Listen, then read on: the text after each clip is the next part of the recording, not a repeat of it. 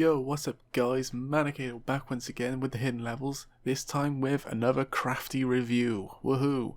So, today we're going to be reviewing the game Land It, woo! Yeah, I know, crazy right, a bit off the hook, a bit crazy.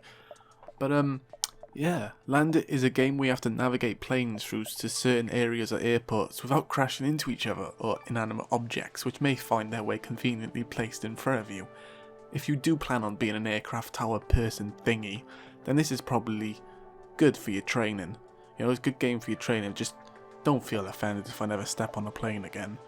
The game comes with two modes.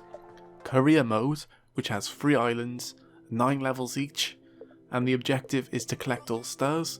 Now obviously, in each level, you got a time limit, you got a speed limit, and also there's planes which you can call in faster than what they do come in to get extra bonus points, and there's a multiplier down at the bottom.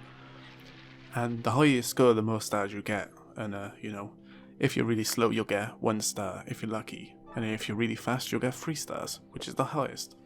There's also an achievement for getting all 3 stars on all level, which I ain't gonna do. But anyway, moving on. There's also endless mode. Which endless, you know, you have many planes which you have to direct and they don't stop coming, and they just, basically, they just keep coming. There's no way to end until you lose. But you only unlock endless mode when you when you finish the islands. So yeah, if you don't finish the island, then you don't get endless mode. But with endless mode, there's also leaderboards which you can compete with your friends and world as well. So there's also, you know. So when you get into this game, you kind of looking at the planes, you kind of switching between them. You got like a few options of going through rings and landing the planes, and then some planes you gotta set them to a certain map on the world, while other planes you kind of gotta avoid inanimate objects and all that stuff, as I was saying. So right now you're probably asking, so Manic, my flight aviator, how did you find the game? Did the game actually take off with you? And can you actually get off of a non-stop flight? I know guys, this sucks, but I'm here to raise a few points as the flight attendant and give you my insights into the positives and negatives. So we'll start with the good one, the good part, you know. So what I really loved is the different types of planes and the different scenarios the game throws at you. I mean, one time you got like a normal commercial plane, and then the second time you're in like a massive jet and stuff, and then the different scenarios like go through the rings and stuff, which I was talking about earlier, is pretty cool. I do love the environments and the worlds and all the moving kind of aeroplanes you gotta avoid as well. That's really, really cool. And it keeps the game fresh with, you know, and it keeps you stressed. Really stressed. So I love the addition of leaderboards on the endless mode as well. I think they could probably add a little more depth to the game and trying to compete with your friends and calling them suckers. But of course, with every game there's also negatives. So let's talk about negatives. The biggest negative for me is that sometimes, I say sometimes, all the time, I have difficulty switching between the planes. They do give you another option on the controllers to use LB and RB to switch between left and right planes, but it still don't really help for me. Of course, there's another thing. On my TV, the screen slightly overhangs so I can't see the corners, and there's no way to adjust the safety region.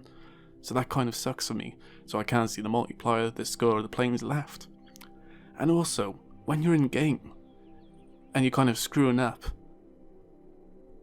in game you can press start and restart, but after the level when you mess up and you get your screen, you can't restart it. There should be a button to quick restart. I really wanted to love the game, but I felt swapping between the planes was just too finicky.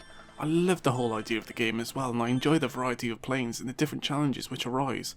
Unfortunately, the annoying and frustration of panicking to scramble around trying to get to choose the plane you wanted was too high for me. Now don't quote me on this neither, but I have my suspicions that this was or is a mobile game. It seems much more suited perfectly for being able to tap on the planes and then just tap where you want them to go. If you feel you can put up with the frustration of constantly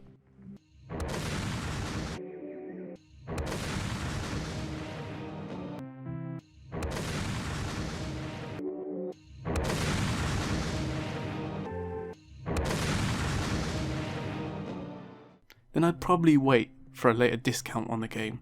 That's because I also feel that $10 is a slightly high altitude for this game. It is, though, the first of its kind on the Xbox One. That you can't take away. For now, however, my decision to become a pilot was up in the air, and I ended up becoming a skydiver out of the blue. Shame the same can't be said about the passengers. There is only one parachute.